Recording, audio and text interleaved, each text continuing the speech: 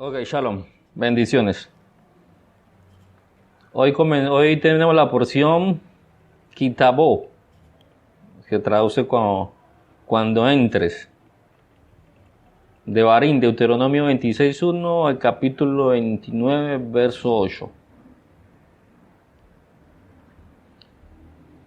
El año anterior hablamos acerca de esta porción, hablando acerca de las conciencias o de las mentes cuando están cautivas, cuando están en el exilio. Porque esta porción comienza hablando que cuando entres a la tierra prometida, y Kitabó tiene la gematría de exilio. Ahorita miramos un poquito eso. Y hablábamos acerca de una conciencia o de una mentalidad o de un alma cautiva o en el exilio cuando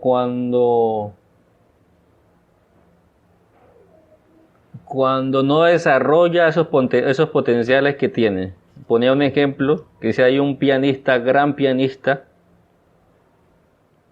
¿qué hace vendiendo carros cuando en realidad tiene que dedicarse a tocar piano? Pero entonces las circunstancias del momento, las cosas momentáneas lo obligan o le hacen pensar que es que él no puede tocar piano por las circunstancias, que él tiene que dedicarse a vender los carros porque tiene que sustentarse. Eso es estar exiliado. No vivir de acuerdo a los dones y talentos que tenemos, sino de acuerdo a las circunstancias. Me tocó hacer esto porque estamos en este mundo y entonces me tocó. Pero aprendemos que estar libre es vivir y actuar y ejecutar esos potenciales que tenemos.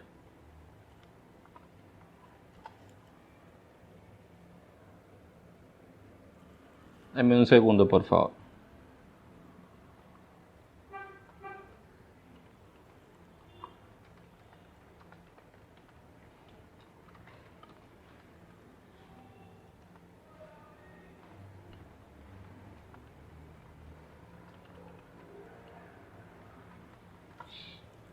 Esta porción, esta porción comienza hablando acerca de las primicias y los diezmos. Y aquí la religión se pega para coger al pueblo y ultrajarlo.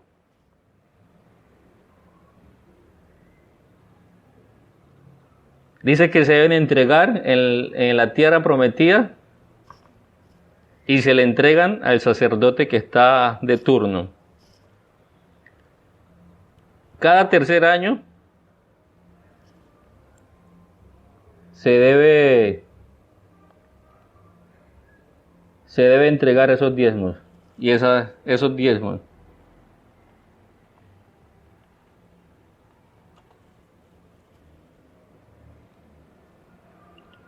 Y dice que se entregan los diezmos al levita, al extranjero, al huérfano y a la viuda para que coman hasta saciarse. Hoy los religiosos, partiendo del hecho que dicen que ya la Torah está abolida y en su forma literal esto es Torah, entonces no tienen por qué pedir diezmos. Y si lo reciben, dice aquí que es para el extranjero, para el levita, para el huérfano y para la viuda. No es para ser rico al líder de turno, sino que para que la comunidad esté satisfecha, para que todos tengan un sustento, para que todos tengan un alimento que puedan comer de él.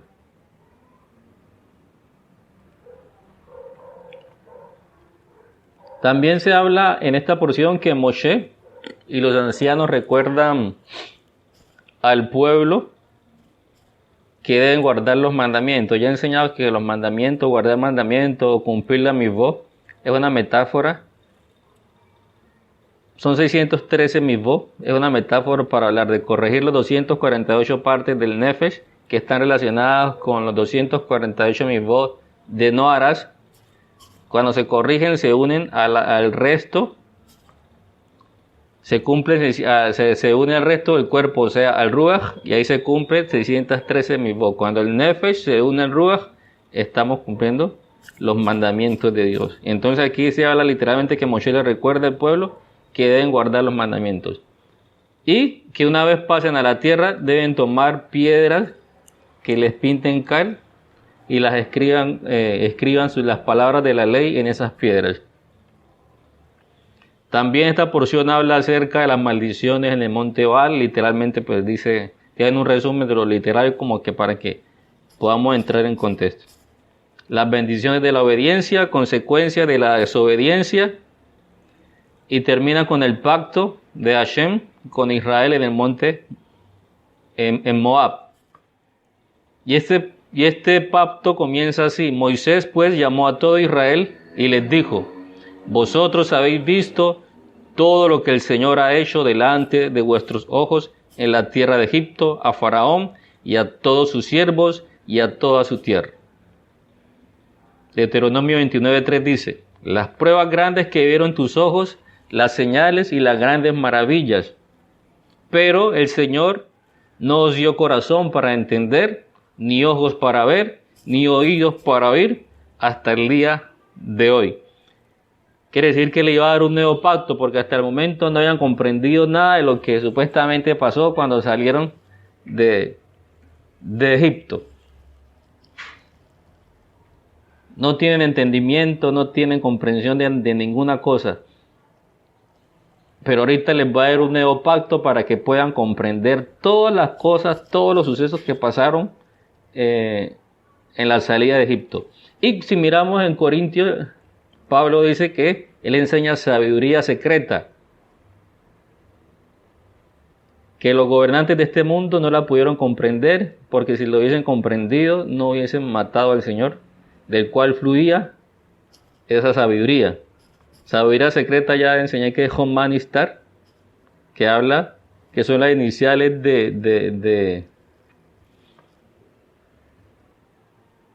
Homanistar es uno de los nombres por los cuales se conoce la Kabbalah, sabiduría secreta o sabiduría oculta. Y dice que a los que aman al Señor, que esas cosas fueron dispuestas para aquellos que aman al Señor, cosas que ojo no vio, ni oído yo, ni han subido al corazón de los hombres.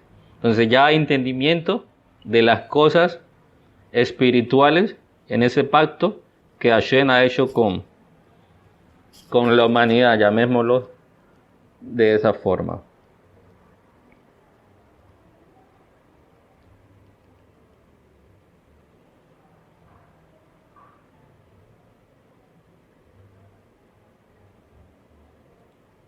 Ok, entonces dije ahorita que la gematría de la palabra Kitabó es 439.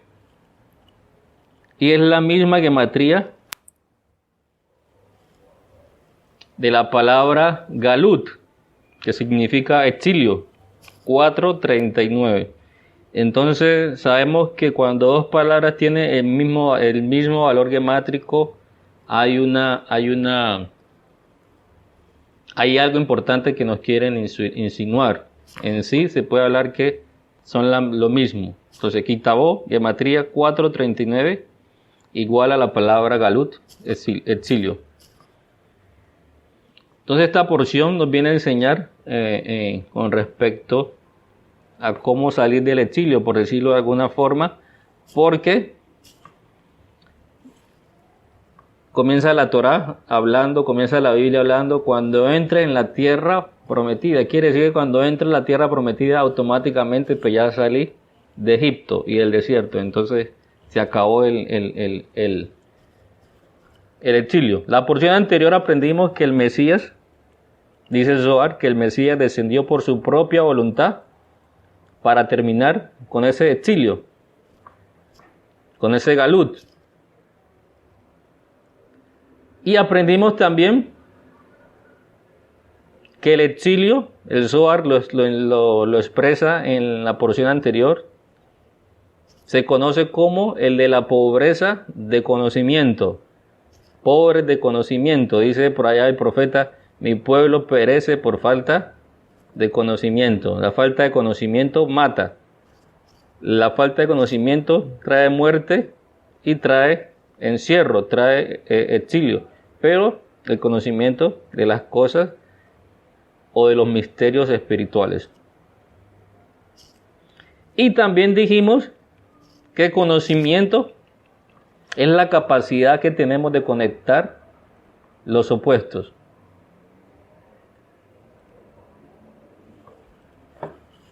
Un segundo, por favor. Dijimos que exilio es la capacidad de conectar los opuestos. Es decir, conectar el mundo físico al mundo espiritual.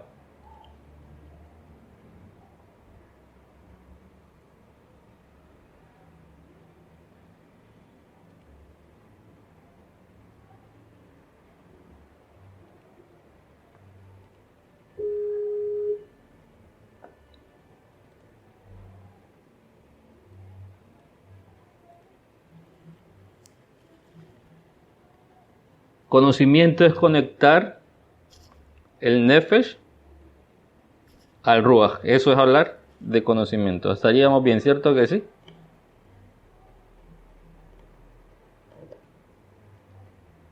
Ok. Estaba pendiente que están conectando, entonces estoy pendiente en eso. Qué pena. Entonces, conocimiento es conexión de Malhut Zerampin, del mundo físico al mundo espiritual. Eso es conocimiento, unificar los opuestos. Esta porción comienza hablando de las primicias, que hay que llevar las primicias al sacerdote de turno, y es enfática en decir que las primicias hay que llevarlas en un canasto, en una cesta. Entonces el Ari nos enseña que es esa famosa fiesta de Bikurim, o fiesta de las primicias, y la pongo fiesta entre comillas, porque en realidad no son fiestas. Por decirle fiesta es que la gente anda en fiesta, y entonces piensan que las fiestas de la Biblia se tratan de comer y de beber, porque como se llaman fiestas, pero en realidad no son fiestas.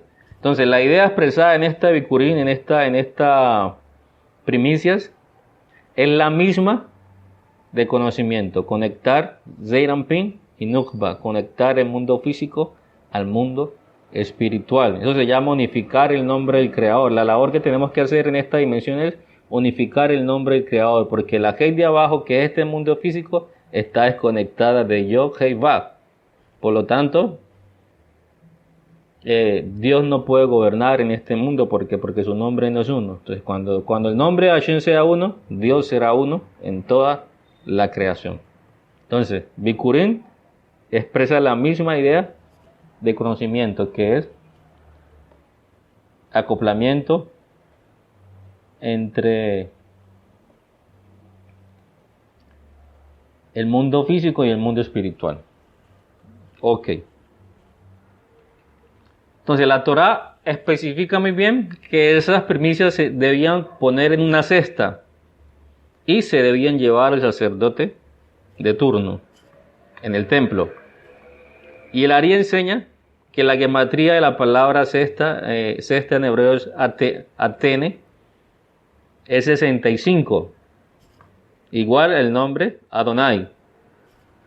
Adonai es Malhut. Adonai, el nombre del creador para el mundo físico, es para Malhut es Adonai. Entonces dice el Ari que el sacerdote es Gesep y representa el Zeirampin. Entonces, ¿qué es la metáfora? Llevar los frutos al sacerdote es unificar la Hei de abajo a Yod Hei Vav, que hablé la clase anterior, que se le llama conocimiento. En esta porción se le llama primicias. ¿Qué es primicias? Elevar las luces de Malhut para que se acoplen a Zeirampin. Entonces lo podemos manifestar de la misma forma que siempre lo manifestamos, es corregir el Nefesh para que pueda unirse al Ruach. Ese es el misterio de Bikurim. Los diezmos exactamente lo mismo. 10%, el Nukba o Malhut corregido completamente, o Malhut corregido completamente para formarse el Parsuf de Nukba, o sea, Malhut con sus 10 sefirot dentro de ellas y los 5 mundos de la creación dentro de ellas. Debe llevarse al levita, que también hace las veces de Zeirampin, y acoplar la Hei de abajo a Yod-Hei-Vav, y el nombre del creador queda unificado. ¿Vamos bien, cierto?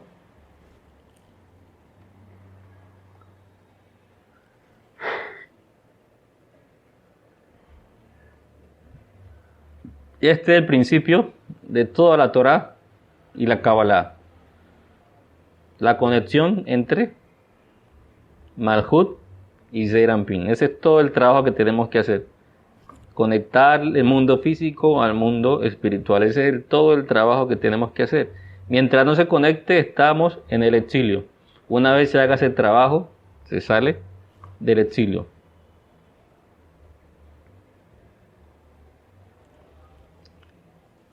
Quiero hablar un poco acerca de que no está explícito en esta porción literal acerca de la fiesta que estamos pronto a realizar. Y lo llamo fiesta porque se le conoce, pero ya dije que en realidad no son fiestas. Por pensar que son fiestas es que pensamos que hay que comer y beber y que no está mal hacerlo, pero ese no es el énfasis de estas temporadas. La mejor forma de llamar estas temporadas son señalizaciones o recordatorios. Esa es la mejor forma de llamarlo, señalizaciones. Fiesta es Had. Y aquí se llaman Moed o Moadim para hablar de señalizaciones. Entonces primero aprendemos que no son fiestas y ni mucho menos son judías. Y es que lo común es decir las fiestas judías. Son no son ni fiestas y tampoco son judías. Son señalizaciones cósmicas.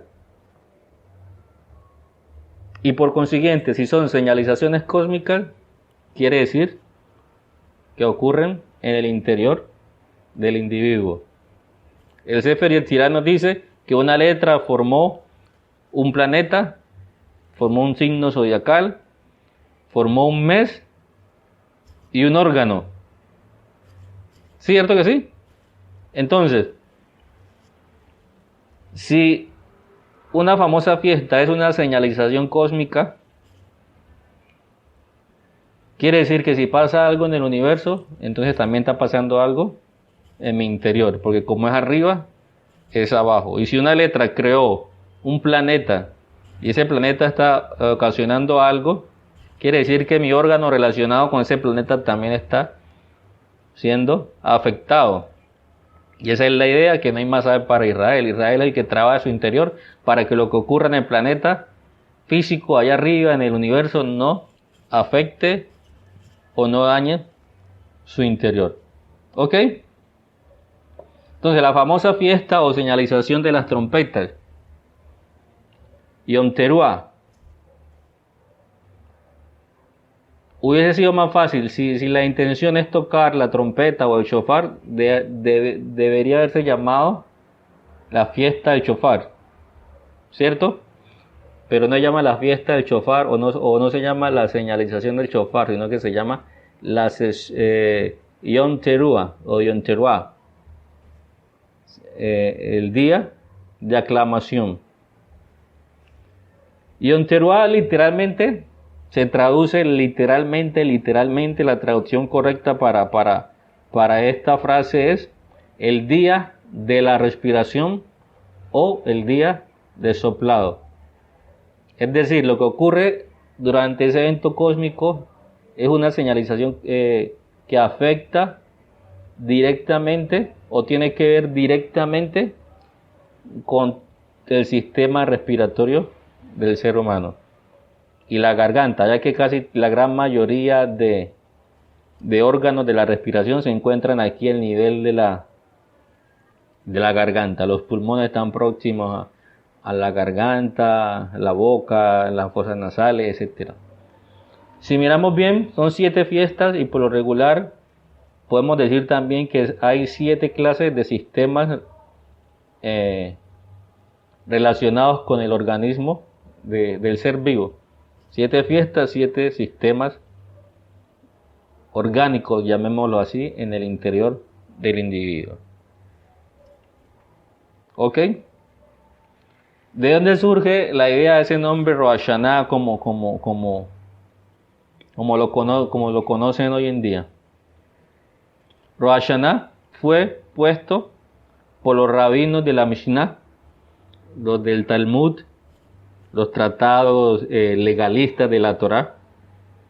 Ellos le pusieron ese nombre tomando como referencia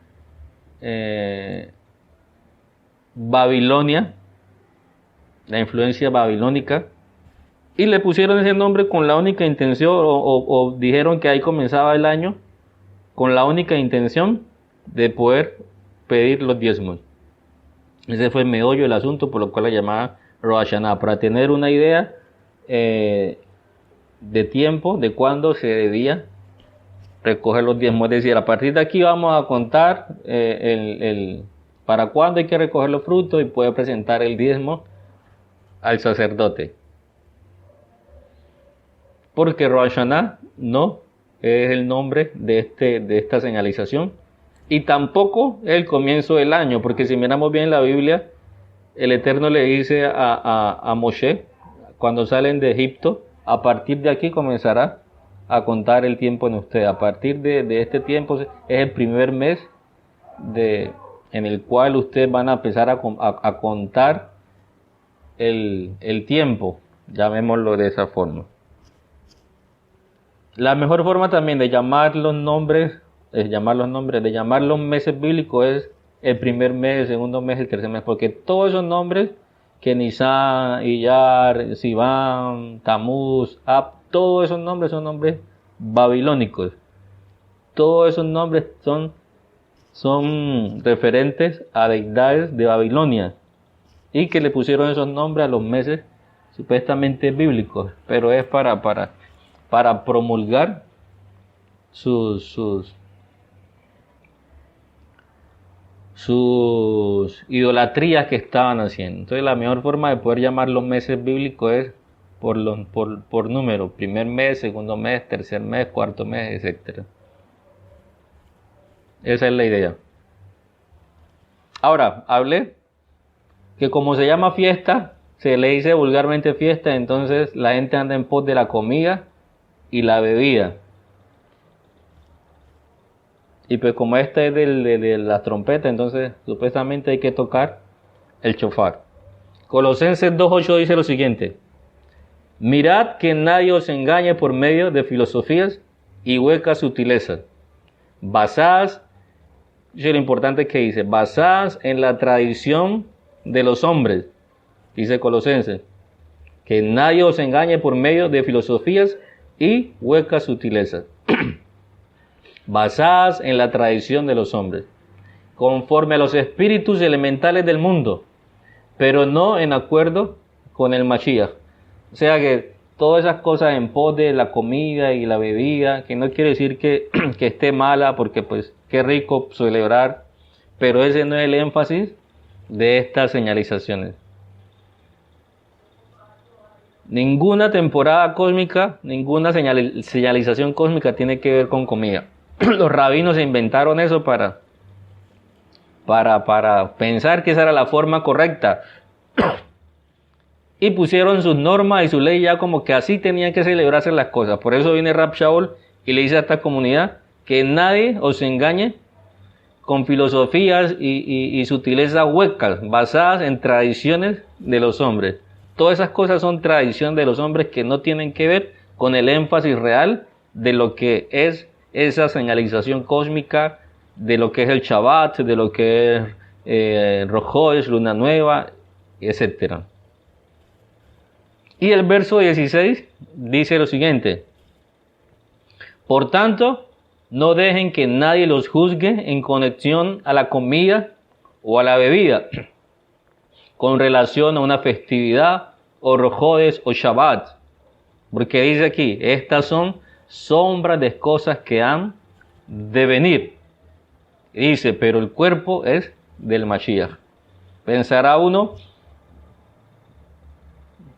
que Pablo está diciéndole a la gente, ustedes pueden comer lo que quieran, porque el cuerpo es del Mashiach. No, él como judío no tiene que especificar el tipo de alimentos que hay que ingerir, sino como lo dije ahorita, basado en tradiciones de hombres, estipularon en Pesach hay que comer esto, en Shavuot hay que comer esto, en tal fiesta comer esto, y hay que hacerlo de esta manera porque esa es la manera en que estamos celebrando la fiesta, porque como es fiesta,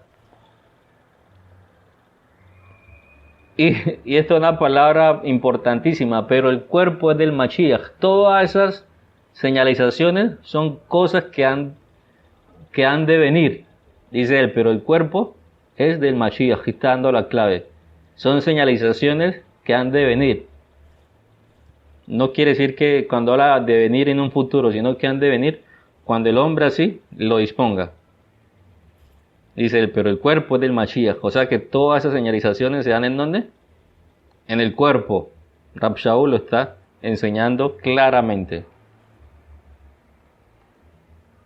¿Ok?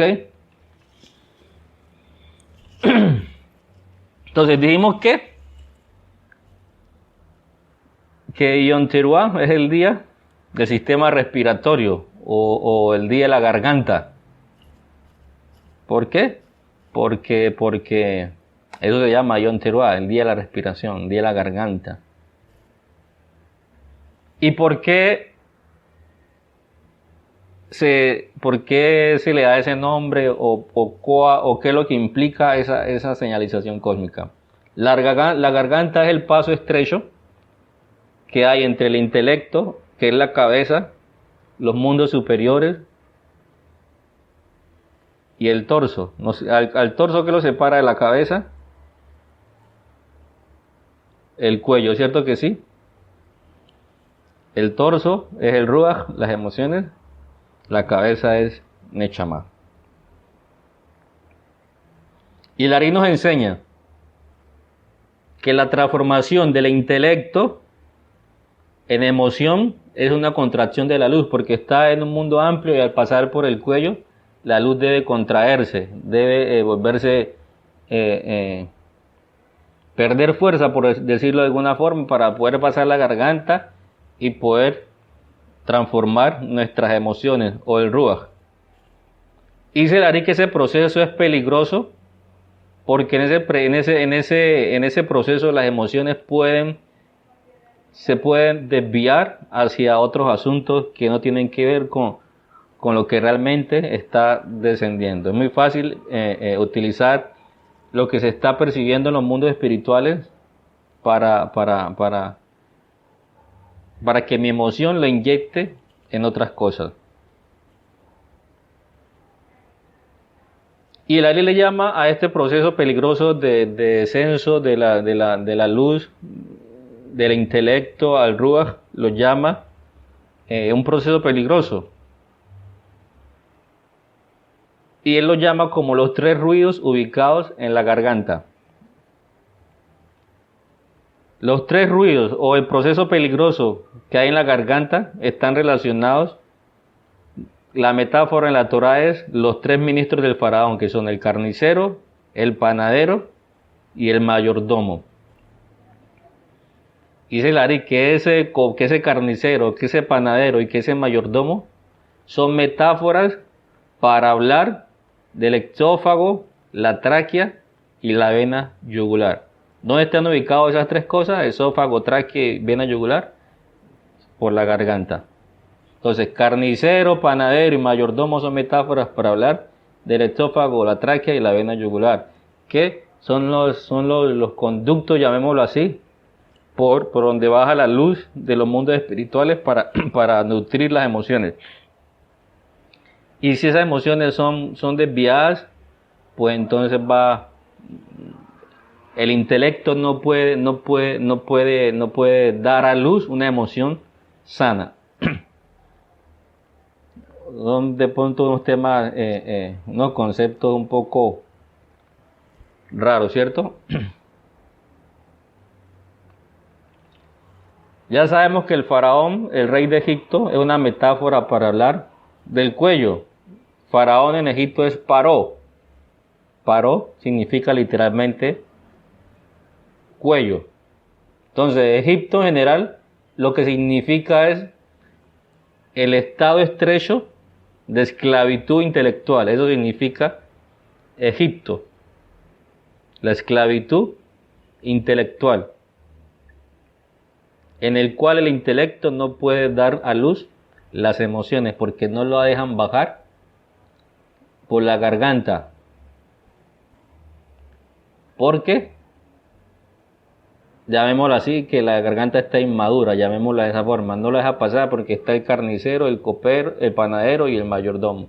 Entonces lo que tenemos que hacer en esta señalización es impregnar estas partes de luz para que puedan descender perfectamente el intelecto a las emociones. Esta idea de que el intelecto no puede dar a luz a las emociones está expresado en la Torá en la forma literal de cuando fueron lanzados los bebés al río Nilo. Quiere decir que el intelecto no puede dar a luz las emociones porque el cuello no permite ese paso. Y como el cuello no permite ese paso, se considera esclavitud en Egipto, porque no hay intelecto. Lo único que hace madurar las emociones es el intelecto. Entonces lo importante cuando experimentamos algo en el mundo espiritual, esa emoción debe estar encaminada en esa visión, en ese propósito, llamémoslo así, por el cual recibí de los mundos espirituales. ¿Ok? No sé si me hice entender esa parte. Ahora, el Zohar en la porción Tikunei Zohar dice lo siguiente. Dice que existen 3 toques en el shofar, que es, o se conocen 3 toques del shofar, que es teruá, que son 9 sonidos cortos, que son más o menos tu tu tu tu tu tu tu tu. Existe otro sonido que es shevarim, que son 3 sonidos, pa pa pa. Y existe el tequía, que es un sonido largo, con la intensidad. Es un sonido largo, pero la duración debe ser más o menos proporcional al tiempo de los 9 sonidos, al de teruá. Ahora quiero explicarlo de la manera más sencilla posible este aspecto. Esta porción, Tikunei Zohar, nos enseña que el Nefesh está representado por el corazón. Sabemos que el Nefesh está en la sangre, pero como el corazón es el que bombea la sangre, por lo tanto el Zohar en esta porción nos dice que el Nefesh está asociado al corazón. Y dice esta porción que hablar del sonido del shofar, conocido como shevarim, que son los 3 sonidos pa, pa, pa, es una metáfora para hablar del nefesh. Entonces cuando se habla que el sonido de teruá, del shofar, lo que realmente nos está expresando es el nefesh.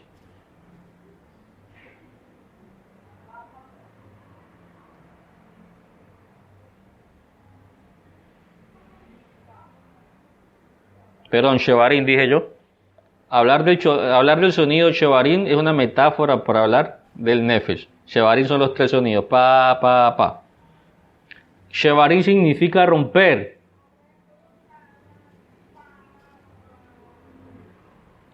Y la idea esa que está escrita de que Dios no rechaza un corazón contrito, quebrantado y humillado, surge de esta palabra, de shevarim, romper. La idea de esto es romper el ego. Dice el Zohar que cuando un corazón se rompe,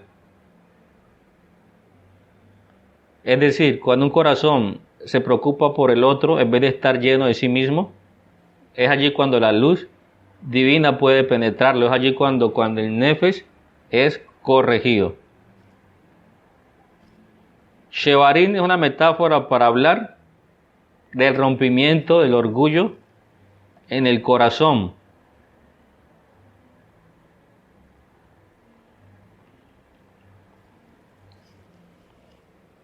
La Neshama, dice esta porción, que está asociada con el cerebro, y la metáfora del sonido del shofar es el tequía, que es un sonido largo. Número 25.3 dice lo siguiente: y estas invitaron al pueblo a los sacrificios que hacían a sus dioses. Y el pueblo comió y se postró ante sus dioses. Así, Israel se unió a Baal Peor, y se encendió la ira del Señor contra Israel. Y el Señor dijo a Moshe: toma a todos los jefes del pueblo y ejecútalos delante del Señor, a pleno sol, para que se aparte de Israel la ardiente ira del Señor. El Zohar nos dice que la palabra colgar en hebreo oká comparte la misma raíz gramatical de tequía, que es el sonido largo, tequía. El sol es gesed, y dice que elevarlo quiere decir ponerlo en jodma. Por lo tanto, hablar de tequía, sonido de tequía, es una metáfora para hablar de la neshama. Sabemos que la neshama está en la cabeza, está en el intelecto. Entonces ya tenemos dos toques que son metáforas para hablar de dos partes del cuerpo. Tenemos el primero, el shevarim, que es para hablar del nefesh con respecto al corazón, y tenemos el tequía, que es para hablar de la neshama con respecto a la conciencia, al cerebro. Y el ruach en esta porción se nos enseña que son las dos alas de los pulmones que refrescan el corazón. Y el secreto de esto, dice el Zohar, que está en el Salmo 68:14, cuando dice: brillarás como las alas de una paloma cubierta de plata. Dice el Zohar que la plata representa Gesed, y la palabra alas también indica que son las alas de los pulmones. Y el Zohar nos dice también que el Ruach incluye fuego y agua. Fuego y agua representan Gesed y Geburah. Entonces, por lo tanto, dice el Zohar que el Ruach está representado por Tiferet, que es el toque de Teruah. ¿Por qué Tiferet? Porque es el complemento, el balance perfecto entre Gesed y Geburah. Por lo tanto, el toque de Teruah es una metáfora para hablar del Ruach. Ahí se cumplen las tres partes del Nefesh, y es lo que permite que podamos salir del exilio. Nefesh, Ruach y Neshama, asociados a la metáfora de hablar de los tres toques del shofar. El Ari nos dice que el shofar es una idea, una metáfora para hablar de Binah.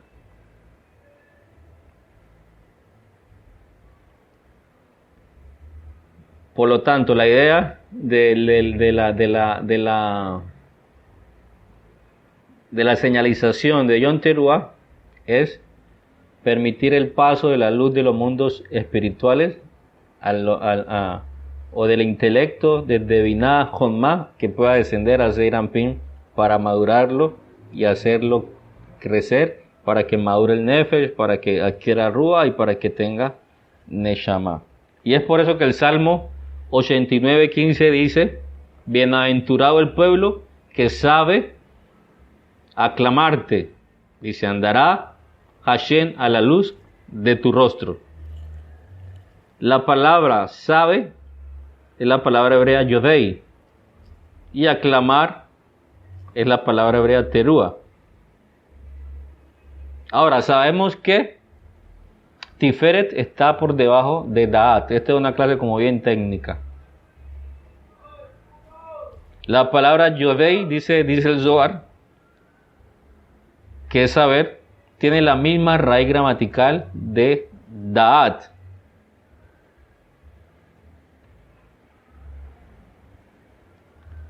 Para referirse al cuello, ¿no?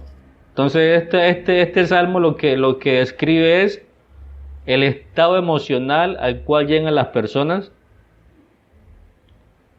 cuando pueden comprender estos misterios. Cuando podemos comprender este misterio de esta festividad y de todas las festividades, entre comillas, nuestra emoción se llena de tanto intelecto y madura de tal forma que seremos alumbrados por la luz de Hashem. Estos son los misterios que debemos comprender. Dice la Torah que Hashem hizo un pacto con Israel, que ellos no tenían ojos para ver ni oídos, Rab Shaul dice que él está enseñando la sabiduría oculta, que es dada a aquellos que lo aman al Creador. Amar es ejab, es unidad, es unificar el nombre del Creador, es presentar las primicias, es tener conocimiento, que es unir la Hei de abajo a Yod-Hei-Va para unificar el nombre del Creador. Entonces, cuando tenemos el conocimiento de estas cosas, nuestras emociones se llenan tanta luz, tanto intelecto, que somos alumbrados con la luz de Hashem. Esta fiesta de Yom Teruah también se le conoce como, uno de los nombres, el día que nadie sabe. Porque en Rojodes pues se espera que se vea una partecita de la luna. En esta fiesta o en esta señalización no se ve en absoluto la luna. Por eso se le llama el día que nadie sabe. A Yoshua le preguntaron cuándo sería su venida, su segunda venida. Hablé acerca de los dos Mesías en la porción anterior, el Mesías ben Yosef y el Mesías ben David, que se ha enseñado que una generación del siervo sufriente y una generación del siervo triunfante. Pero ese tema tampoco es como lo enseñé en la clase anterior, sino que tiene que ver con la rectificación del ser del individuo. Mientras andemos en los deseos egoístas, estamos en Mesías ben Yosef.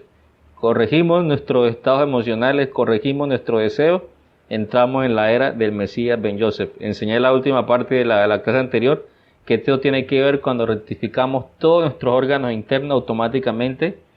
El Mashiach ben David es exaltado.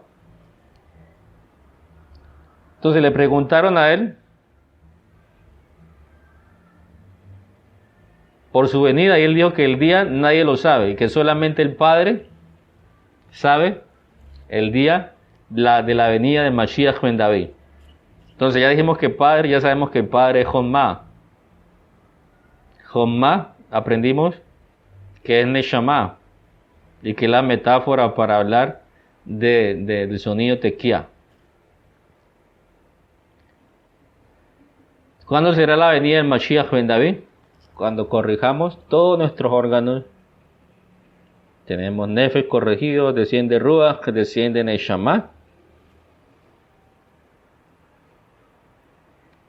Y resucitamos en Mashiach ben David.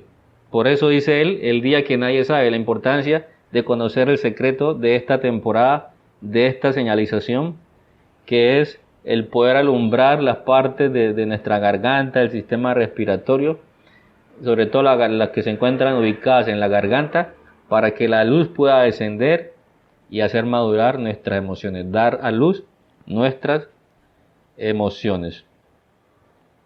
Él dijo que su venida sería como en los días de Noé o Noah, que la gente comía, bebía y se daban en casamiento, pero que Noah entró en el arca. Noah entró en el arca. Ateba es una metáfora. Ateba es la palabra aramea para hablar de la palabra. Y dice la Biblia, la Torah, que Noé o Noah entró en el arca porque halló gracia ante los ojos de Hashem. Gracia, Ejem, las dos letras de Jomanistar que mencionamos arriba, que fue lo que Rab Shaul dijo que era el pacto, era lo que él enseñaba, sabiduría oculta, Jomanistar. Entonces, por lo tanto, aprendemos que Noah entró en el arca porque halló la sabiduría oculta. Fue salvo del diluvio. Aprendimos que la generación de Noah fue una generación malvada, perversa, que andaba solamente en sus deseos egoístas. Y el Ari nos enseña que eso es lo que el diluvio es producido por el deseo de la parte femenina. Un deseo solamente para mí es lo que promueve el diluvio, por lo tanto la gente es ahogada en sus deseos egoístas. Noah, dice la Biblia, que era justo. En medio de su generación trataba de tener un acoplamiento santo con el resto de la humanidad. Entonces la venida del Mashiach es cuando seamos justos. Y justos cuando rectificamos Nefesh, tenemos Ruach, por consiguiente tenemos Neshama.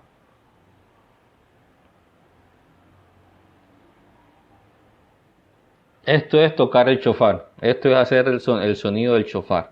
Eso es los 3 sonidos tan importantes que se menciona, que si no lo escuchamos, entonces no vamos a recibir la bendición en el año nuevo. No es año nuevo y tampoco es escuchar un cuerno.